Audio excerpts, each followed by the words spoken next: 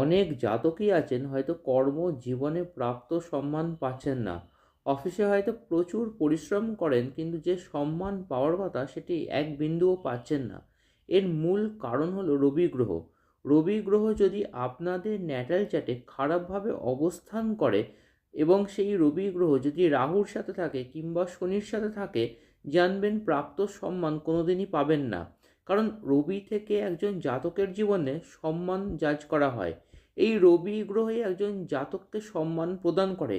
এই রবি গ্রহ কোনো জাতকের ন্যাটাল চার্টে যদি কেন্দ্রভাবে থাকে, যদি মূল ত্রিকোণে থাকে, তাহলে সেই জাতক কিন্তু প্রভূত সম্মানের অধিকারী হয়।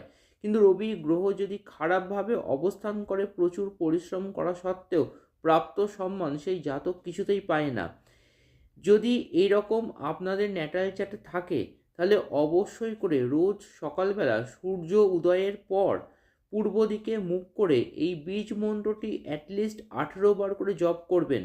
মন্ত্রটি হচ্ছে ওম জবা কুসুম শঙ্কাশং কাশ্যপেয়ং মহাদুতিম ধন্তারিং সর্ব পাপগ্নং প্রণতস্মি দিবাকরম।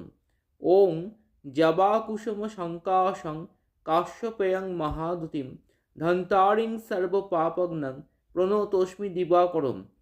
এই জপটি রোজ করুন, দেখবেন আপনাদের জীবনে প্রাপ্ত সম্মান ফিরে চলে এসছে।